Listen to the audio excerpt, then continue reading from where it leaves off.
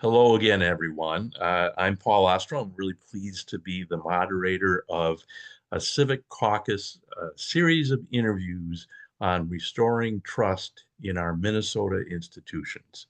This is the second in our series of interviews, and we're excited tonight to have a wonderful interview panel interviewing a great guest to talk about this topic.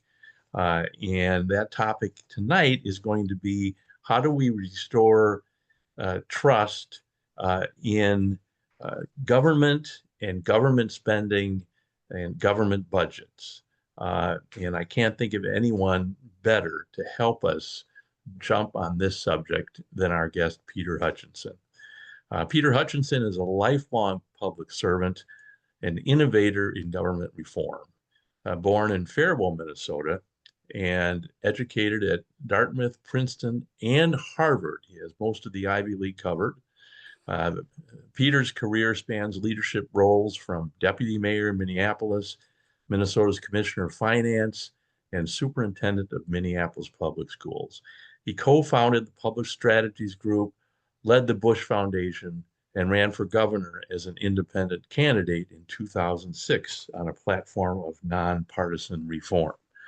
Today, he continues his work in public sector transformation through his consulting firm, Peter Hutchinson Public Service Design. Peter, thank you so much for joining us. Sure, I'm delighted to be here. Thank you so much. And I want to introduce now our interview panel. We will have two policy veterans joined by two future leaders. And remarkably, we have we have two independent candidates for governor on our show tonight because Tom Horner, one of our policy veterans, is a longtime public affairs expert and consultant, was the chief of staff for Senator David Durenberger, and currently has a podcast on Substack, actually a blog on Substack, Politics from an Innovative Center. And Tom was the independence candidate for governor in 2010. Tom, thank you for joining our panel tonight. And then Lee Munnich has his own storied career as a public policy expert. Lee served as a senior fellow and director of state and local policy for the Humphrey Institute, and as well as a former Minneapolis City Council member, and has had a number of roles and is deeply enmeshed in public policy in Minnesota as well. We're pleased to have you with us tonight, Lee. Thank you so much. And then our two leaders, future leaders tonight. First, I'd like to introduce Samhita Krishnamurthy. Sammy is finishing her freshman year at Minnetonka High School and is also an accomplished member of the Minnetonka Congress team as well. Thank you, Sammy, for joining us. And then we also are joined tonight by Feven Tesfaye. And Feven attends Burnsville High School and is a member of the Minnesota Youth Council. So thank you, Feven, and thank you, Sammy, for being our future leaders on our interview panel tonight. So Peter will be diving into questions from our interview panel, and this is my chance to kick off our discussion tonight with perhaps a very broad question, but one I know you'll have a great answer to. And that is, what is wrong with the way public entities budget in America? Well, thanks, Paul, and thanks to everybody. I'm thrilled to be here, and this is a subject about which I have a lot of passion. Here's what I think is wrong. If you even pay cursory attention to what is going on in the budget process, the people who are engaged in it are asking two what I think are kind of offensive questions. Hmm. So first they're asking, well, actually, the first thing they're asking is, how much should we spend? How much should we spend for this or that, for education or for higher education or for criminal justice?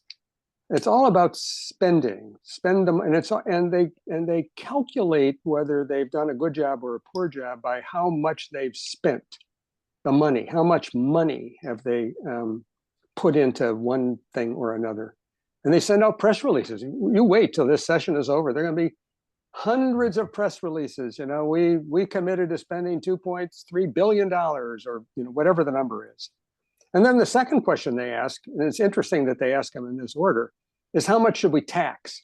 And the word tax means how much should we require people to turn over in order to pay for all of this? It's like, if I were being inflammatory, I would say, how much should we take from people in order to pay for all the spending that we're issuing press releases for? I think those are the wrong questions. And I think they're the wrong questions for two reasons. The first is they're insulting to people. The people don't think that way. It's not the way people spend their own money. It's not the way they think about money. And I think it leads to much of the mistrust that we have in government today, that when people look at the budget process, it just looks like a bunch of people sitting around trying to figure out how to confiscate my money and then spend it on stuff they care about. What would be a couple other questions that they could be asking? And I'm a big advocate for this. So the first is, how much and how well should we deliver services to the people we serve? Mm. How much and how well should we deliver services to the people we serve? Mm. And maybe even more importantly, what results should we deliver to the people we serve? And then the second question would be, how much should we charge people for those outcomes? Or how much do you think we could charge people for those outcomes? What do we think people are willing to pay for the kind of outcomes that we're talking about? Those are just not conversations very often in our budget process. And I think if you think of the difference between the two, in the first set, people don't seem to matter. They're just the means. And in the second, people matter completely because they're the end. And I think fundamentally, that's the problem with the way we think about budgets. We think about budgets as taxing and spending. And I really want to advocate, and you'll hear this over and over tonight, I want to advocate for thinking about it. No, it's about delivering results. It's about delivering outcomes to the people who pay for them, and understanding that they don't have unlimited resources to pay for government. So we have to figure out how to deliver as much as we can with the money they're willing to pay, what I would call the price they're willing to pay for government. Thank you, Peter. The price of government. I think somebody wrote a book entitled that at one point, didn't they? If you'll let me flog it a little bit, we could keep at that. Actually, here, look at, there it is. There it is. Very good. You have it very handy, Peter, and it's still available at Barnes and Noble. One hopes, anyway. Right? Yeah, I think for $1.25 for sure. Okay, yeah. Very good. Well, so Lee, I'm going to let you jump in first, as a recently retired but still very distinguished fellow from the Humphrey who dedicated your career to state and local policy and how we do it right. I'm going to let you throw the first question Peter's way. Well, I read your recent blog on price of government, and you had a successful effort in Washington where you had a governor who I think kind of thought this way, with some coaching from your group at the time, I think. But that was in the 90s. And I'm wondering if we've gotten too far away from even being able to think like that. I wonder if we passed some sort of threshold where, our constituencies are so deeply divided today with government, and it's we see it most at the federal, coming from the federal level, but it's sort of infected the whole system. And so I'm wondering, could we ever get to a more reasonable type of budgeting? Could we even have do people trust each other enough today, or is there a basis for building a level of trust to even be able to do this type of different approach to public finance? Well, first of all, it's a great question. And of course, I'm going to say yes, because I would be an idiot not to. But let me try to make what I'm going to tell you what has surprised me, I guess, about the current situation we're in. Nobody trusts government, right? All the way across the political spectrum, from the far left to the far right, nobody trusts government. Nobody believes that politicians are looking after them. I'm with you, Lee. I think this is the worst I've ever seen in terms of the public's willingness to really support the very institution that is their institution, right? The government. I mean, it's not somebody else's government; it's our government. If it's not serving us, who is it serving? Well, of course, that's the question that people are wrestling with. But interestingly enough, and I can hardly believe I'm saying this,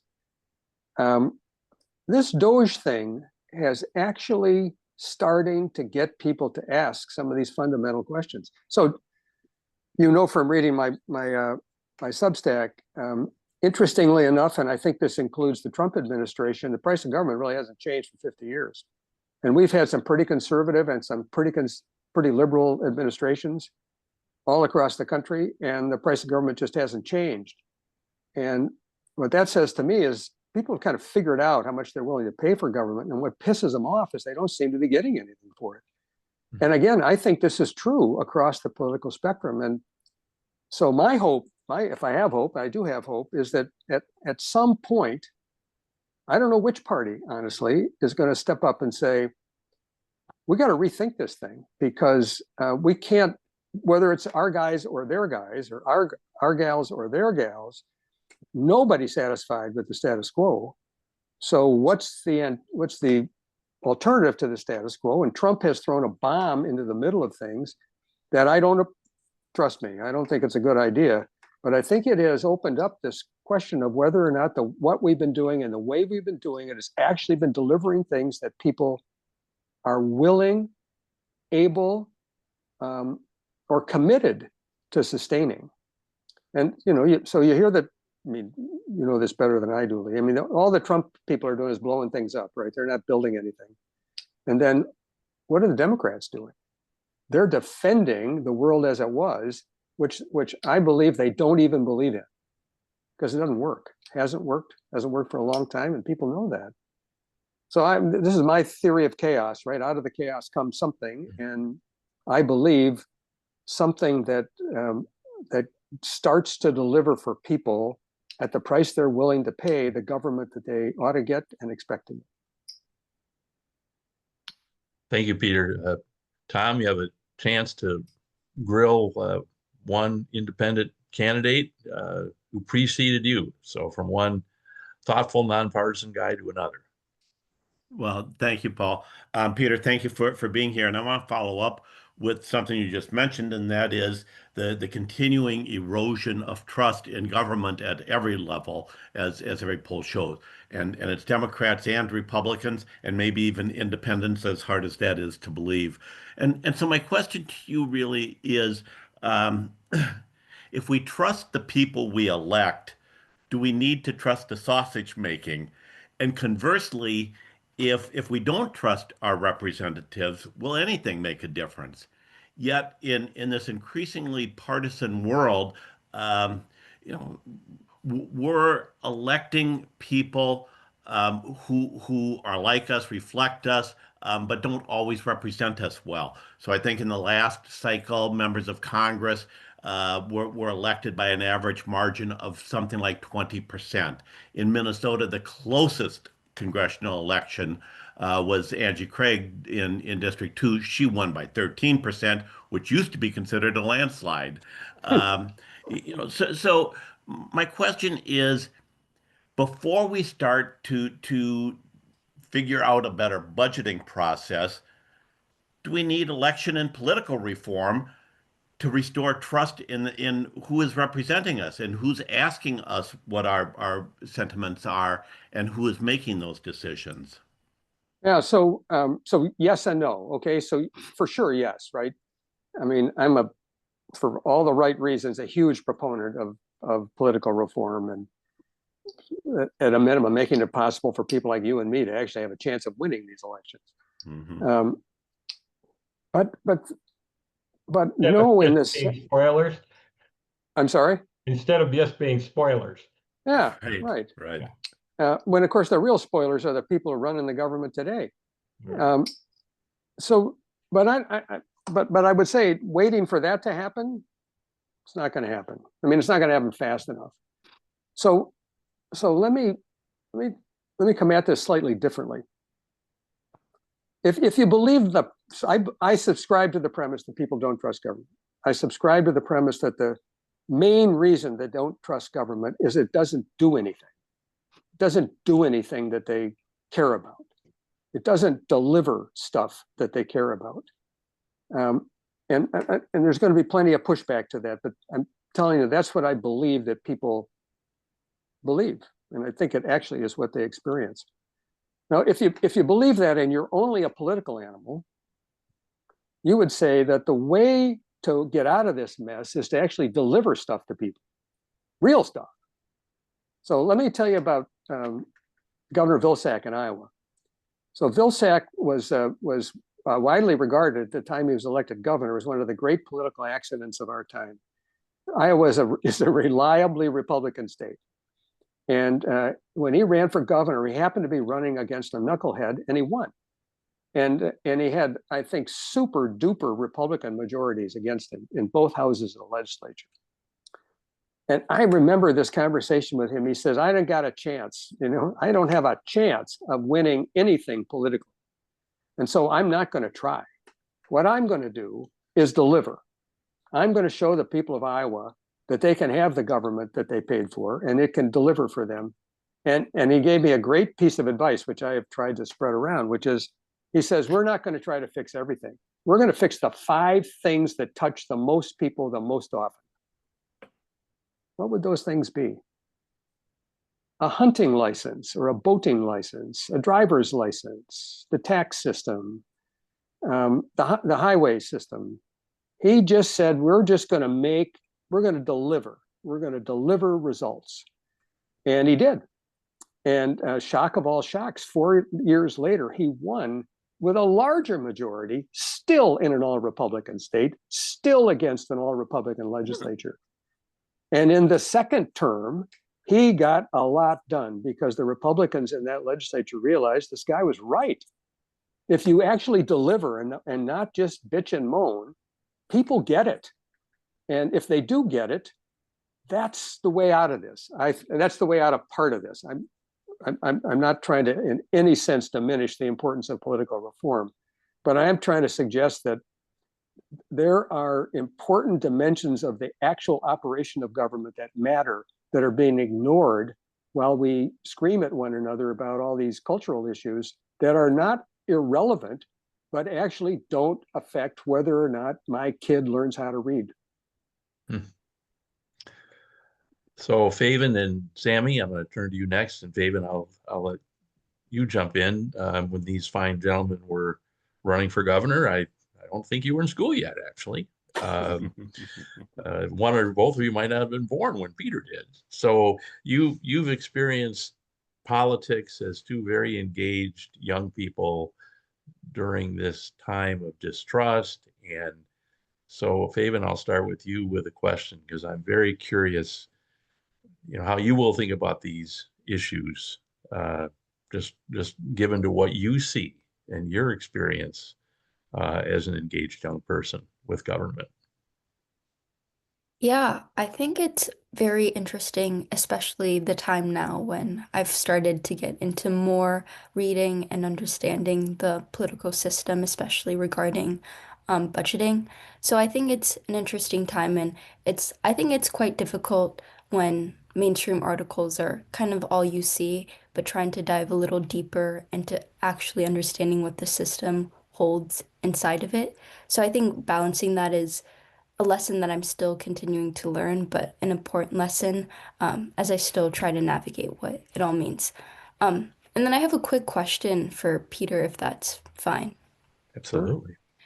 Do you think better better budgeting starts at the federal level than state and local, or should it be vice versa when we should try to rebuild it at the smaller level and then go up? Yeah, that's a wonderful question. I'm a proponent of starting local, and for a couple of reasons. But the main one is, if you think about who does what in this world, right? So the city government, what do? They pave the roads, they pick up the trash, they run the police and fire department. They do really basic stuff, and if they do well, you know it. You feel it every day. And you know the roads either get plowed or they don't get plowed, right? The garbage either gets picked up. So they're very, very close to their the people they serve, and the kind of issues that they wrestle with are really about delivery. They're really about, can I get for my citizens what they need at the fundamental level?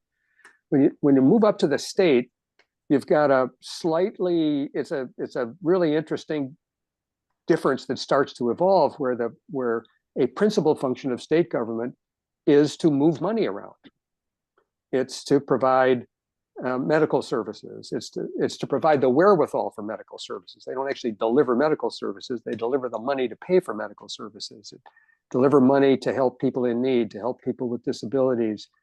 They don't run very many things at the state level, although they do run some. And then when you get to the federal government, they don't run anything really to speak. I mean, they do run some things, but 75% of the federal budget is Medicare, Medicaid, Social Security, and interest on the debt. Then if you throw in the military, right? I mean, so if you ask yourself, what did the federal government deliver to you today? It's pretty hard to figure out what that thing is. So I'm a big proponent, and in fact, we've had the most success getting people to think differently about their budgets at the city, county, and state level.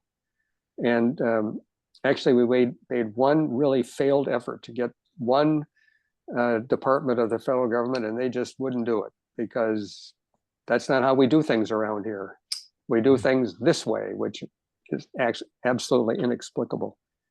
But I think you're right to think about, okay, so how does it work locally? How does it work?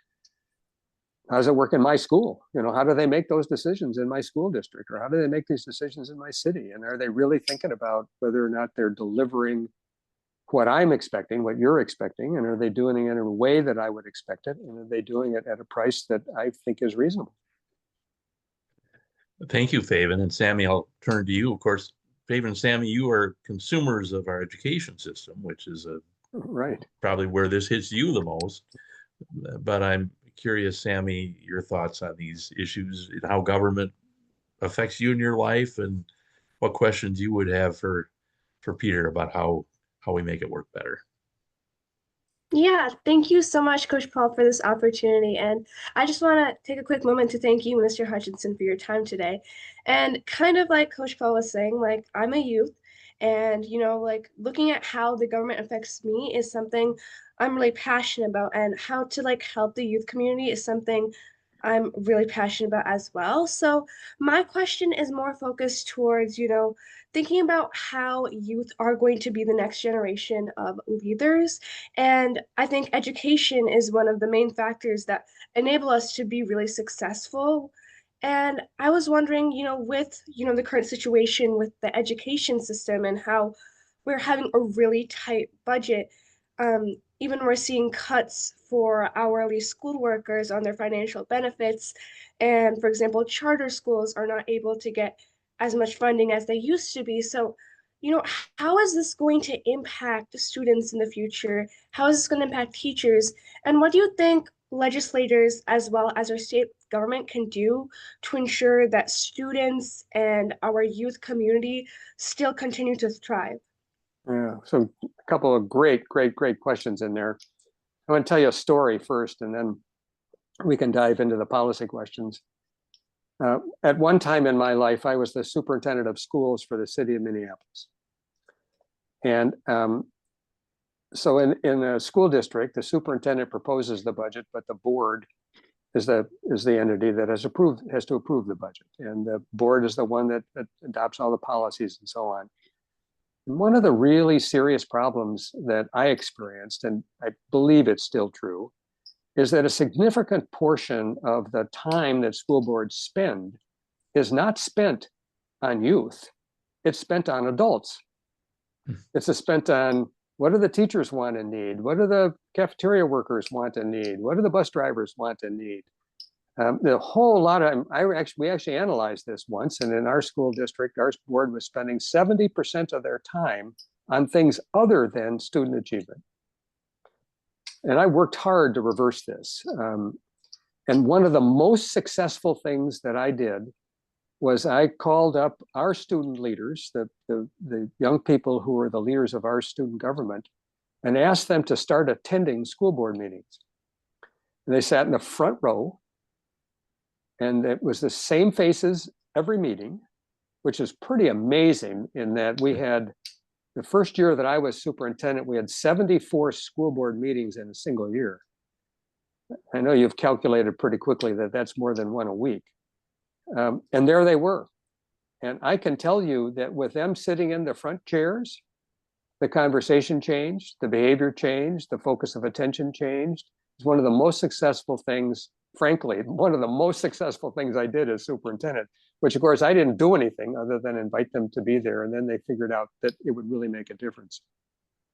So that's a long way of saying, I think that one of the things that young people can do is push back on institutions that are supposedly supposed to be serving them and try to understand whether they are. Well, you know better than anyone whether or not what's happening in your school meets your needs, whether it meets your expectations. And to the extent that it is, that's great. You should be cheering. And to the extent that it's not, it's just wonderful if you show up and remind the adults why they're there, because it's pretty darn easy to forget.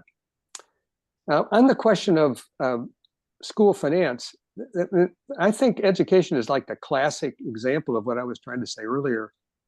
This legislature will issue a press release about all the money they're spending on K-12 education. And it's billions of dollars. And they say that because they want you to think, and they want me to think that they're committed to education. But what they're committed to is spending money on education. They're not necessarily committed to the outcome that you want, and certainly the outcome that I want. And so I want to keep pushing back and saying, great, spend the money, but tell me what's going to happen. And Paul, you're going to have to let me pontificate for just 2 more minutes. Our education system is failing to teach our kids how to read. I just want to let that sit for a second. 60 to 70% of our children in our schools across Minnesota can't read at a proficient level. And by the way, 60 to 70% of the adults in Minnesota also can't read at a proficient level. That shouldn't be a shock. If they couldn't read in school, they're probably not going to learn to read when they become adults. And yet the amount of money we spend on our schools has gone up every year. How can these two things be true? They can only be true if we're not focused on the educational outcomes and only focused on the money input. Until that's changed, I don't see how we're going to improve education, but more importantly, how are we going to earn the trust of people? People know this. COVID made it crystal clear that we are not teaching our kids properly. And until we correct this, I don't know why people would support our schools, but we have a chance to fix it. And frankly, you and your friends and your colleagues in your position are probably the most powerful people we got. If you can speak up and with clarity and conciseness to show people what's working and what's not working, you have a better chance than I have of actually making a difference on this. And I say this as an old fart who's been fighting this fight for way too long. That's why we call them the future leaders. Darn right. So we have a question in our chat from a member of our viewing audience, Paul Gilgee, longtime executive director of the Civic Caucus. We walk in his footsteps. And Paul is asking, how could the Feeding Our Future possibly handle in a relatively clean state like Minnesota and maybe a related question is, what impact does that type of incident have on faith in government as well? Yeah, well, of course, it's devastating, right? It is undermined people's confidence in the ability of the administration to manage the money that we're turning over to them. And this gets into some really interesting, I think, some pretty interesting stuff about how do we think about the utilization of money. And the tendency, and you're seeing it in the legislature this year, is to say, okay, we had this terrible scandal. We're going to make it almost impossible for this to ever happen again. Again, let me indulge one story. So I used to work in retailing. I worked for Dayton Hudson for a long, long time. And I went to my boss once because I was trying to understand how retailing works.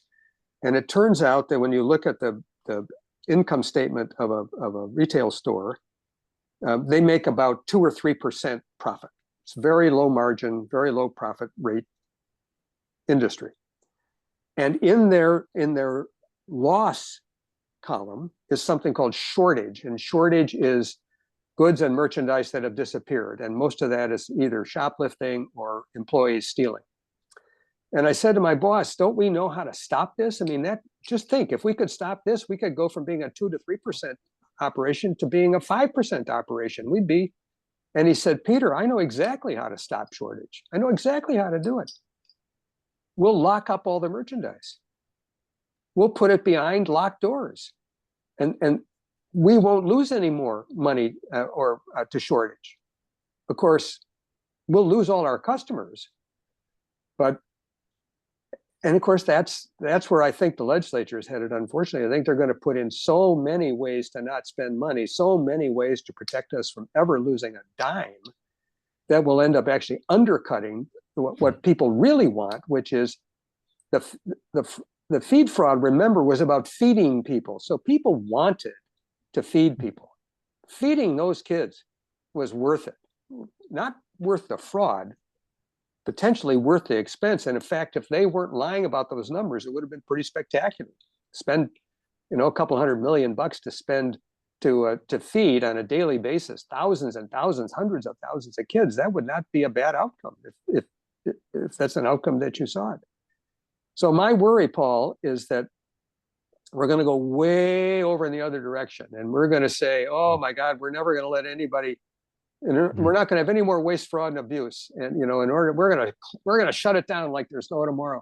To get a spending thing approved, you're going to need 7 signatures. You're going to need. I wrote a piece the other day on legislative sausage where before you can spend a nickel that's been appropriated, you're going to have to go back to the legislature and get their actual approval. I mean, you could make it impossible to spend the money, and you won't lose any more money, but you won't serve the people in Minnesota.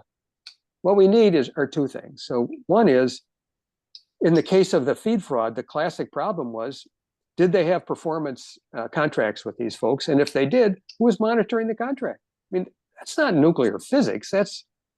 How many times have any of you who followed this even slightly closely asked the question, well, didn't they go out and look to see if apartment 1201 in some apartment complex could actually feed 5,000 kids a day? Didn't anyone that's just common sense. That's not nuclear physics. And you don't need a whole new enforcement regime to make that happen.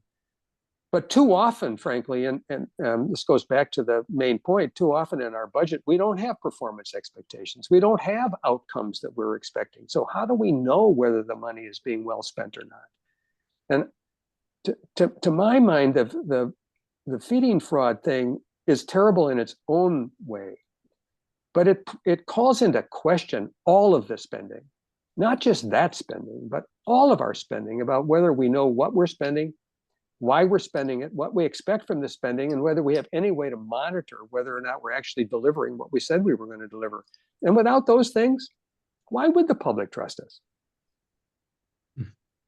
Thank you, Peter. I'm going to throw this open to the whole panel, and who would like to jump in? So I have one question here, and it kind of follows up, Peter, on what you just said, and that is, so in Washington State, the governor and the example that you often use is public health programs, Medicaid and Washington State's equivalent of Minnesota Care. And the governor said, all right, here are the priorities. These are lower priorities, important things, but lower priorities. We're going to cut that out. Does that work in a state like Minnesota? I mean, when you have what essentially is, and not just this year, an evenly divided government, and that's been the case in Minnesota for decades. Sometimes it's a little more Democratic, sometimes it's a little more Republican. But if you look over the last 2, 3 decades, almost every election, one house is swinging red or blue, and the other house is going the other way. We have a divided state.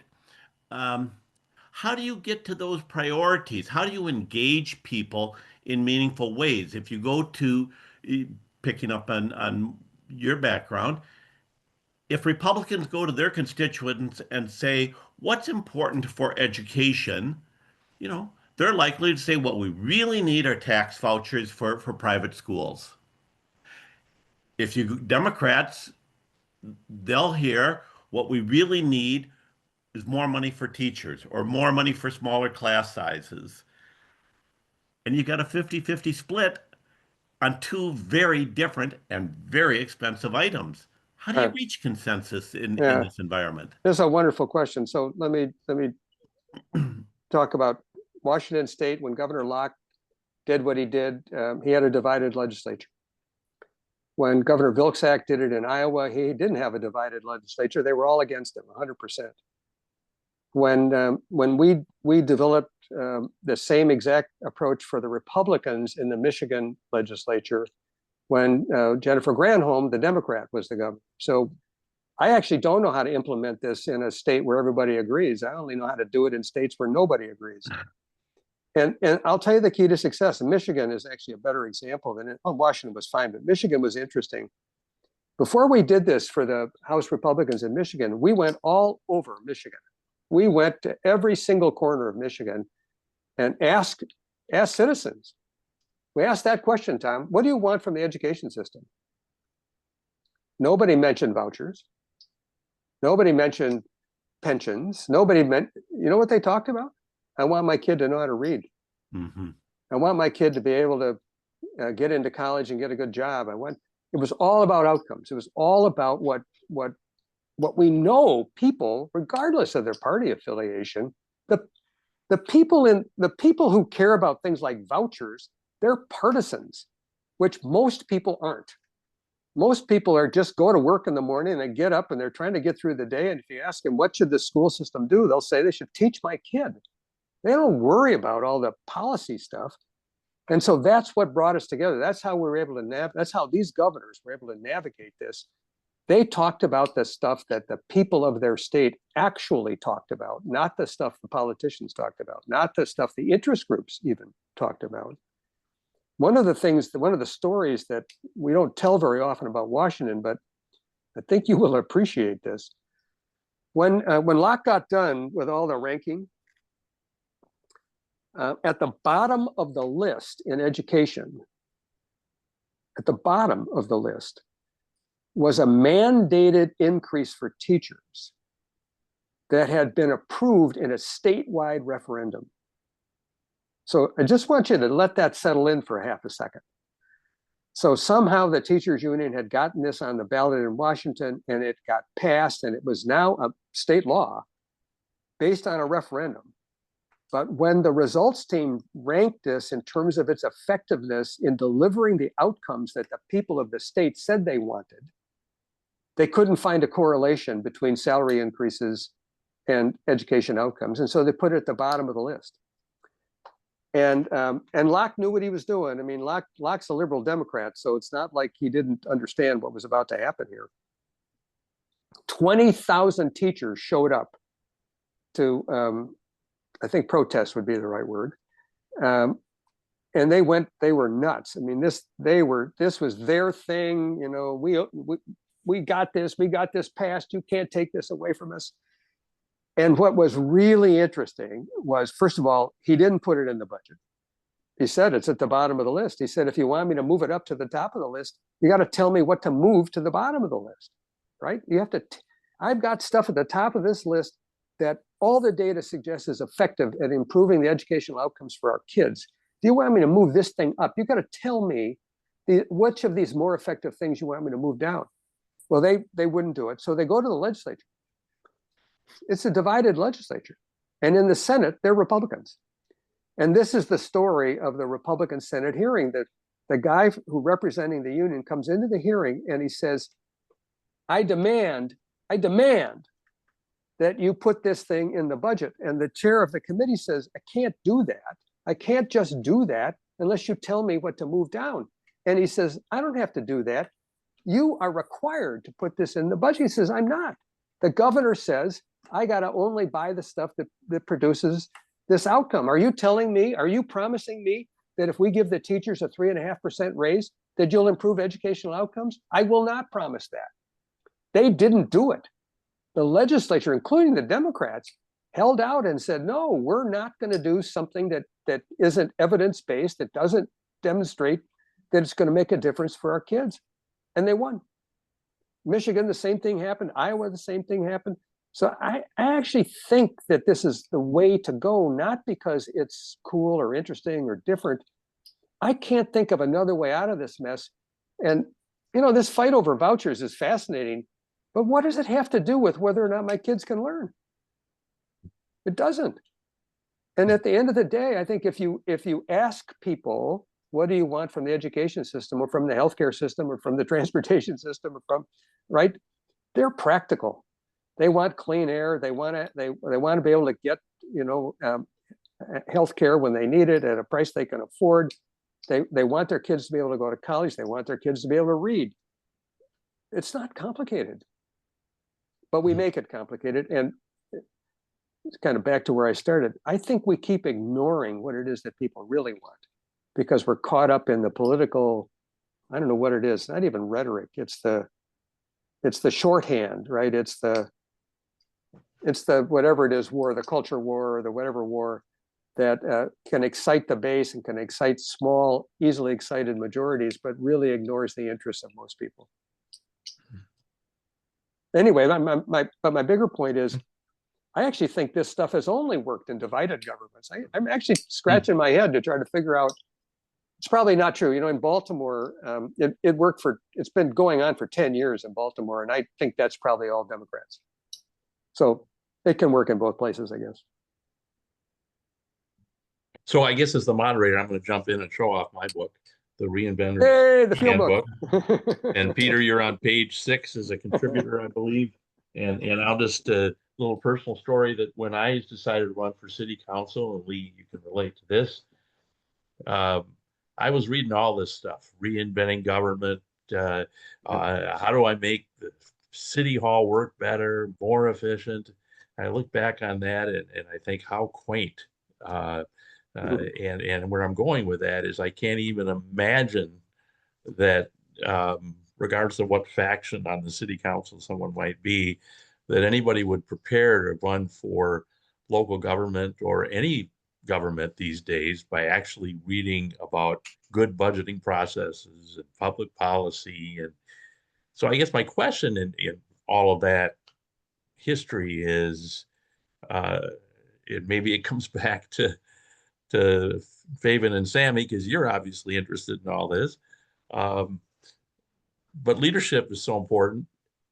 And, you know, regardless of how people get there, is there less appetite in political leadership for thinking this way? And it could, because you've told stories where leadership has made a difference. But have we lost something during your long career? Do we have less political leaders who really care about the ins and outs of public policy? So maybe a two-part answer. For all kinds of reasons, I think this is maybe what Tom and Lee have been getting at. The political system, so not the people, but the political system has devalued the importance of actually delivering. You might call this the politics of distraction, right? I can get you all whipped up over who should be on the swim team and never talk about whether or not kids can read, right? I mean, it is one of the most interesting things, frankly, about what's going on in Washington right now is nobody's talking about K-12 education. Nobody. I mean, they're talking about vouchers and stuff, but nobody's talking about whether or not kids are learning. And you know, they're not talking about whether higher education is contributing to the future of the country. They're talking about their endowments and DEI and all kinds of other stuff. We have gotten into distracting, and it's worked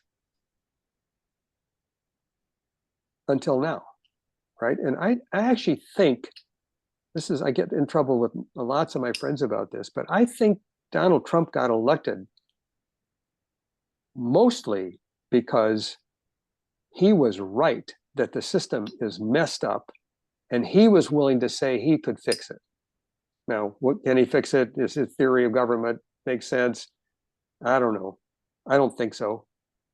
But I think his campaign was right, because the other team was saying, "Oh no, it's fine. We're going to defend it. You know, there's nothing wrong here," and it's just not true.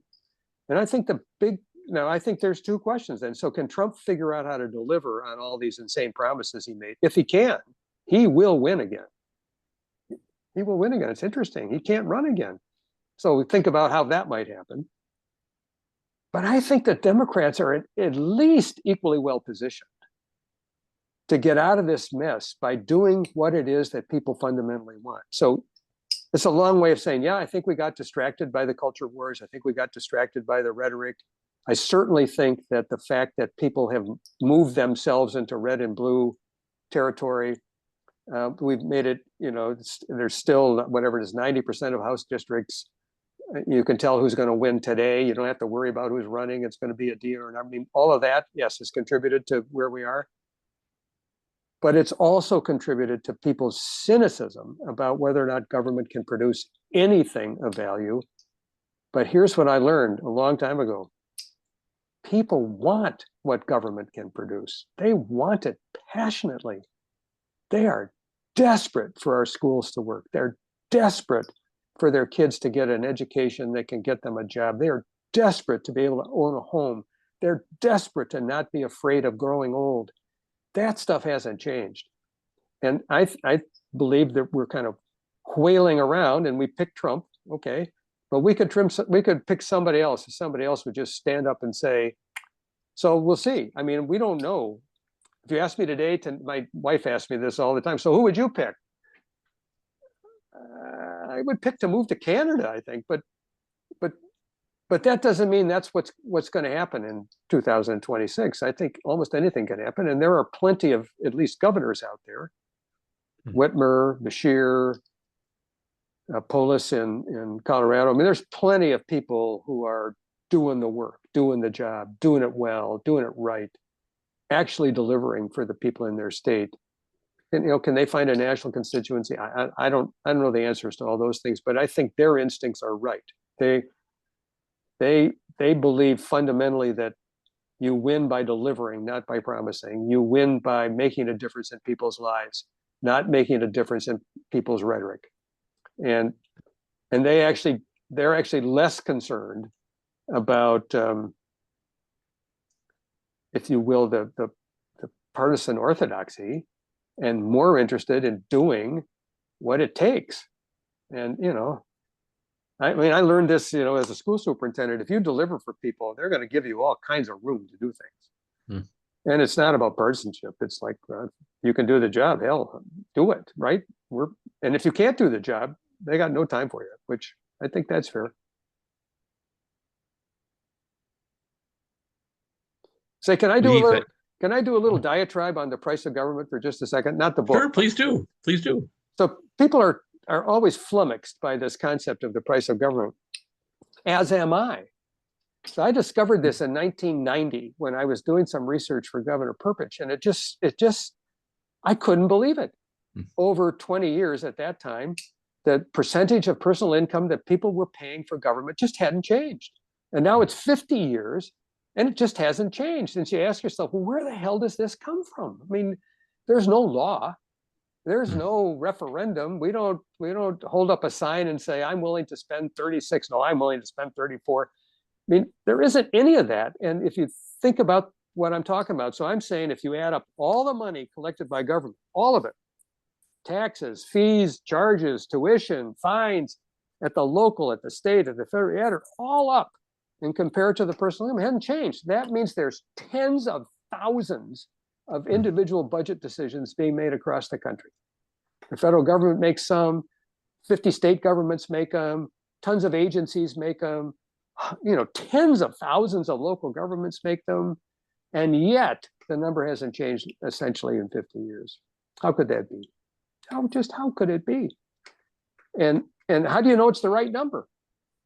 And so I always say to people, how do you know the price of Cheerios is the right price for the price of Cheerios? It's what people are willing to pay. And if you think about all these decisions being made by all these decision makers across the whole country, what's happening is there's like a negotiation going on. And sometimes the locals are spending a little more and the states are spending a little less. So the federal government's a little bit weird because they could steal money from the future and spend it in the present. We call those deficits. But even the federal government won't collect more than a certain amount. And it's an artifact of our culture that seems immutable. And what it says to me is people aren't pissed off about how much they spend on government. They're pissed off that they're not getting their money's worth. Give them their money's worth. Justify the price. And stop talking about how much you're spending. Start talking about how much you're delivering for the 36 cents I'm spending. Anyway, that's my little, because people always are asking me, well, how do you know that's the right price?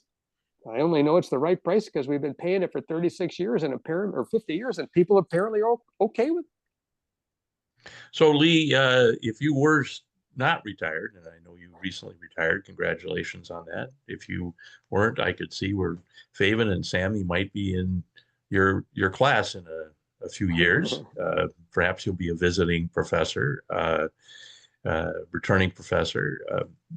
So what I'm looking to the three of you collectively, perhaps to address, putting your teacher hat on, Lee, and Sammy and Feven putting your student hat on. How do we create future leaders? I guess I'm turning the question to you guys now, being prompted by Peter. How do we create future leaders who will care deeply about making government work? I'll let you start. Well, the people that I taught at the Humphrey School were graduate students who were already sort of committed to the fact that there was something that was important that government was doing. So these were people who were planning to work in government, maybe nonprofits, maybe in the private sector, in some sort of public role. So they'd already decided that. And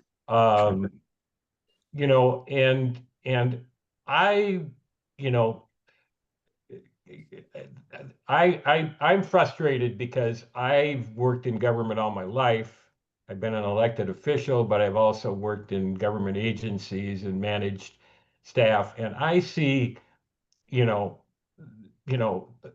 people that are really motivated to deliver good things. I mean, the last several years I've been doing transportation policy research, and I see people working in MnDOT and local transportation agencies that really want to, serve the people and have a feeling of responsibility. So I guess what I'm looking at is, and I also have seen people who have run for office over the years who are really committed to making a change. They're not just there because they want to be elected. And I think when the two of you ran, I mean, it wasn't some sort of need to be in elected office. It was like, maybe I can make a difference here. And so I think what the public is seeing and what they're, what we're being fed, or what people are being convinced to believe, are some things that really aren't completely true. I mean, but on the other hand, if people believe it, you know, if they can be convinced of it. So somehow or another, first of all, we need leaders. We need people like the two of you who are, you know, whatever your plans are, somehow or another, you're going to see, first of all, you're going to vote. And there's a lot of young people who are choosing not to vote. I mean, I've talked to people who say, I don't see a reason to vote. I've always believed that I should vote. But that's only the first step, you know. What are you going to do? What are you going to do? Whether you're in government or whether it's, uh, you know, you're in a business where you're delivering something to customers, or whether you're volunteering in the community. What are we going to do? Um, and one of the things that we haven't talked about is, you know, the role that government plays in taking care of those people who really have serious needs. Those people, I mean, usually the major focus is how do we take care of the middle class? Because they're the ones that are going to vote. They're the ones that are going to make a difference in terms of who's in office. But what about those people who are at the bottom of the spectrum? And we have this big difference, and government has a role there.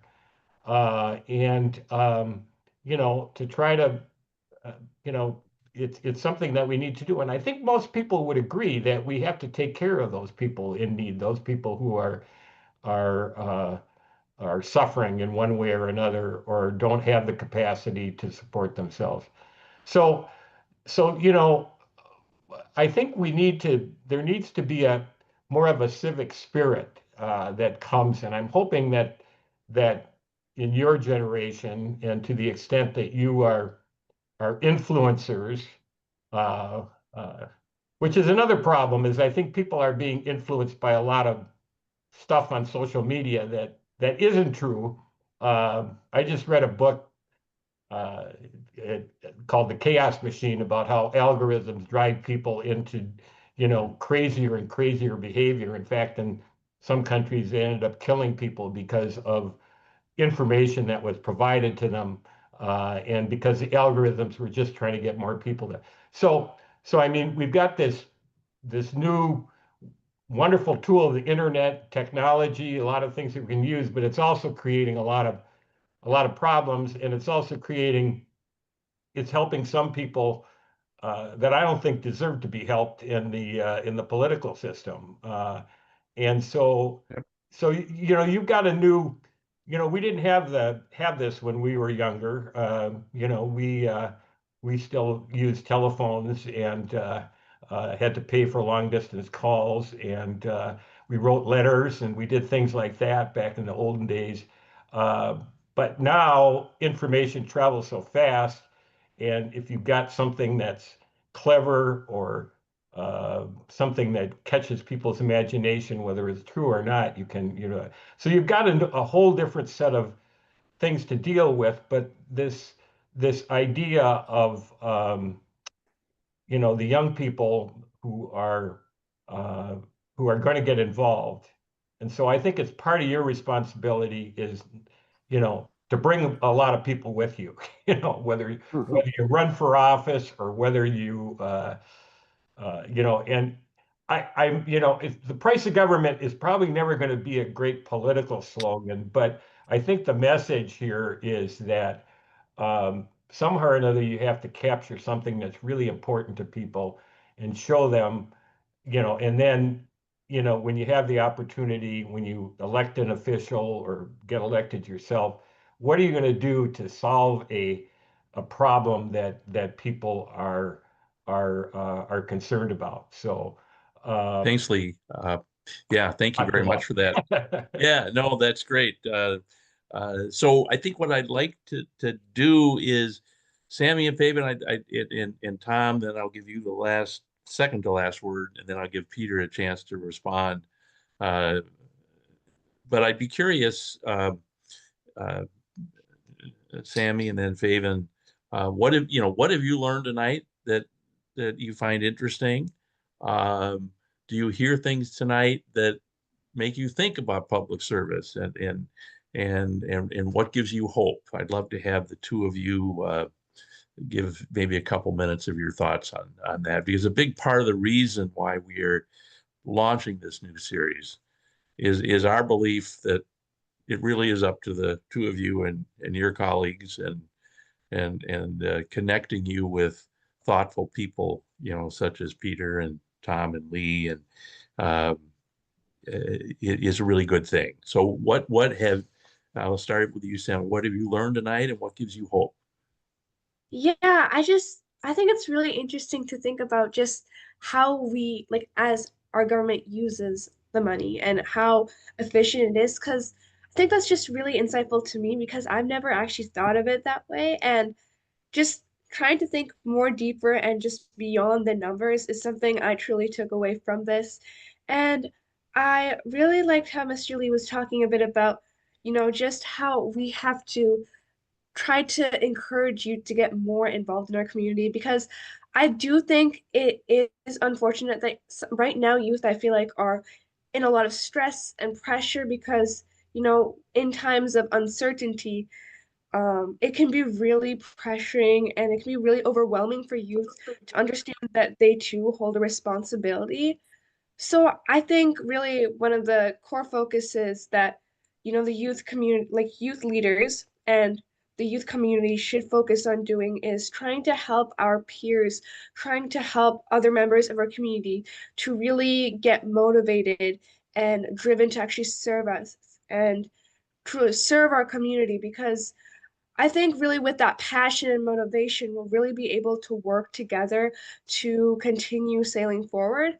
So I think, we do have a lot of great opportunities for youth, such as the Minnesota Youth Council and other really other school councils as well. But trying to understand that there are other communities out there that don't have these wonderful opportunities, how can we make it less selective and make it more open to all youth? So we'll be able to, continue spreading that message that youth should be involved.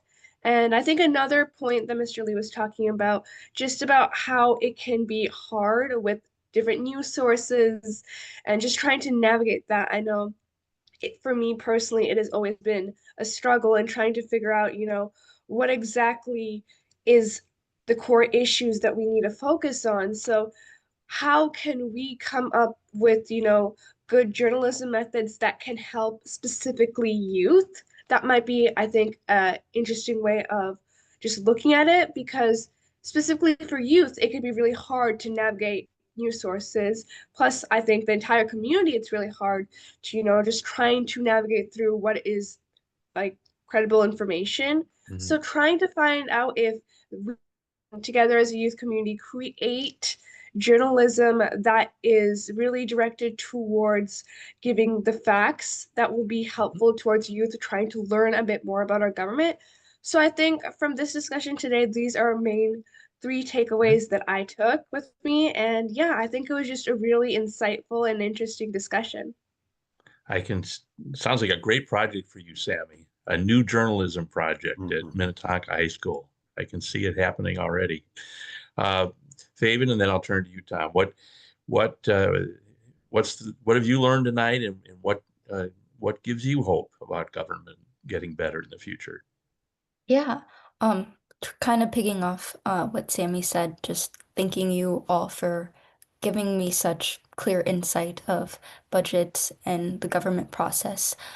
For me, politics and political candidates have been a really taboo topic, and seeing the budget as not a partisan issue, but rather an issue that we're all facing, that's a black and white thing, that there is a good way to handle it and there's an obvious bad way to handle it, has just given me a better insight of how I can better engage in that formatting because I've often not understood the budget as much. So I will definitely be reading a lot more tonight and for the months to come regarding the budget. Also, thanking both Tom and Peter for being such pillar independent candidates, showing this message even clearer. Again, not it being a partisan issue, but rather an issue that we're facing and a solution that we must create. And then positive takeaways is I really enjoyed your story about the youth coming to your Minneapolis student board meetings, showing that we need an increase of student engagement in such a critical time for us to hear our voices, especially when it comes to education. As you mentioned, education standards continue to decrease all around the United States. So I'm excited to read a lot tonight and months to come to better engage in my own way and have a better understanding, because this has really opened a door for me of seeing the budget in a different light. Well, Feven, and you too, Sammy, we expect great things from you in the future. It's wonderful to have you with us. Tom, one last perspective from you, and then I'm going to turn it over to Peter for perhaps some final words for us. Great. So just briefly, a couple of things that the whole conversation has reinforced for me. The first is that we just need much more transparency in what is going on in government. So a good example, the Minnesota State House of Representatives with the Senate and the governor are now involved in the end of session, post-session actually, negotiations to determine a budget for the next 2 years. As part of that, the House had committed to have a website that would post all of the documents, the spreadsheets, the ongoing working papers as the negotiations progress. Look at the website today, and among the working groups that haven't reported are health and education. Well, if you don't have health and education in there, the two 800-pound gorillas in the budget, what do you know about the budget? Nothing. So we need to demand more transparency of government, of our politicians. Secondly, I think we as voters need to be better informed, and as part of that, we need to ask much more of news media. It is very discouraging to me to see some of the largest, most powerful, best insulated media like Paramount, the owner of CBS, ABC, the Washington Post, some others, really abdicate their important role of being aggressive watchdogs, but also of providing information that allow people to make decisions. Too much in the media just aren't paying attention, frankly. And so, my current concern is that after all we've heard over the last 2 weeks about Joe Biden and how his cognitive problems were covered up by his family, his aides, the Democratic Party, all of which no doubt is true, and I don't doubt it, the media continue to give Donald Trump a break on his increasing erratic behavior. I mean, just look at the speeches he made over the weekend to West Point and the Memorial Day presentation at Arlington National Cemetery. Incoherent and crazy, and yet the media sanewash it. And they present what the media think they heard from Donald Trump and saying, here it is, folks, verbatim, you decide if he's crazy or not. And thirdly, I think we need to ask more of our institutions, the faith community, nonprofits, businesses, to be information sources, not to advocate so much. But for example, I would love to see businesses, and we still trust our employers, most of us, simply to host brown bag lunches. What does it mean for Minnesota to spend 25% more than the second state on elderly and disabled services? What does that mean? How do we get there? Here's one version, here's another version. You make the decision and do it over a brown bag lunch. Faith communities, nonprofits could do the same, because we can't keep relying on social media to be our primary source of information. We are becoming a nation of imbeciles because we rely on what is spoon fed to us. We need to have better information because, as Peter said time and again tonight, we are smart enough to make decisions. We are smart enough to make choices. We are mature enough to make choices if we have good information. We need that good information presented to us. Absolutely, Tom. Thank you. And without transparency, no trust, right? Right. Bottom line. Peter, would love to have any final comments you have for us. It's really been a great conversation. We appreciate so much your being with us. So first, I want to say something to Sammy and Feven. This is something that's really concerned me. So it would be easy I don't think you would do this, but it would be easy for young people, especially young people your age, to think, well, you know, that federal debate, that the big, beautiful bill, really, there's nothing in there that affects me. I don't do this, I don't do that. Here's something I want you to remember for the rest of your life. When somebody says they're going to pass a budget at the federal level, and they're going to increase the debt by $3 trillion, they're spending your money. They're not spending mine. They're spending your money. They're not spending mine. They're going to borrow $3 trillion and you are going to pay it back. I'm not. I'm not. I won't live long enough to pay it back, but you will. You won't have a choice. And this is, if I could just talk to young people about that one thing, $3 trillion is a hell of a lot of money. And you should be asking, you should be sitting in congressional districts, whatever, and saying, what am I going to get for the $3 trillion you're going to charge me? See, in the tax bill, in this bill, there's no direct charge to you. All those tax things they talk about, you don't pay those taxes. You're too young. You haven't earned enough money yet. But you're going to pay the $3 trillion or $4 trillion. There's no way for you to avoid it. And you need to talk about it. You need to get energized about it. And this ain't a complicated thing to understand. It's really straightforward. You're going to pay it. I'm not going to pay it. You're going to be stuck with the tab for things I'm going to consume, and you have no say in it. And you should be anyway. So that's for you guys. I mean, there's lots of other things in the budget I think you could worry about. But if I were you, this is the number one thing, where one generation is passing off to another generation the price for things that they will never benefit from. And it's just, I think it should be illegal if it's not just immoral. Back to for a second to Tom's point, another quick story. Years and years ago, before I was superintendent, I was working for the superintendent on the question of how do we do school choice in Minneapolis? How do we give parents the choice of school? And how will it turn out? And everyone was afraid that if we let parents choose, they wouldn't choose wisely. It was a really interesting phenomena of people in government thinking they know more than the people who presumably are the beneficiaries. Anyway, long story short, when families were given the chance to choose, they chose quality every time. They chose a better school for their kids. They chose where there was evidence. We had lots of transparency. The schools were doing their job. They were delivering and so on. It was really quite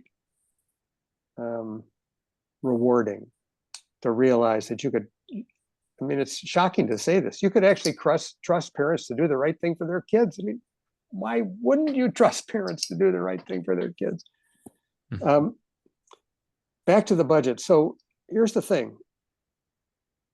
Budgets are everything and nothing. So a budget's a piece of paper with a bunch of numbers on it, right? I mean, it's an accounting document. It has no life of its own. It's not one of those things you take to bed at night to read, unless you're crazy people like some of us. But it's everything. It's a statement of priorities. It's a commitment. It's a contract. It is a contract to take money from someone and use it supposedly on their behalf. These things are so important. And the truth is the numbers in them are a lot less important than what the numbers represent. They represent the delivery of services, good and bad, at a price that might be good or bad. And until and unless we ask questions about what do we get for that? What difference is that going to make in the lives of me and the people around me and the people I care about? And as Lee says, the people who are the most vulnerable. If we don't know the answers to those questions, we don't know, we're ignorant. And that's not the fault of the budget. Not entirely. It's our fault. We should be asking these questions every day. So Sammy and Feven, show up, ask questions. You don't have to know the answer. Just ask the question. What is this going to do? How is this going to improve this outcome? You say this is about improving health. How is it actually going to improve health? What's the evidence for that? Just keep asking, what's the evidence for that? What's the evidence for that? And I'll end with this one other, this is another weird story from Washington. I was in a room with county transportation people from every county in the state of Washington. This is years ago. This is when I learned a lot about budgeting. And for some reason, the group fell into a conversation about maintaining roads.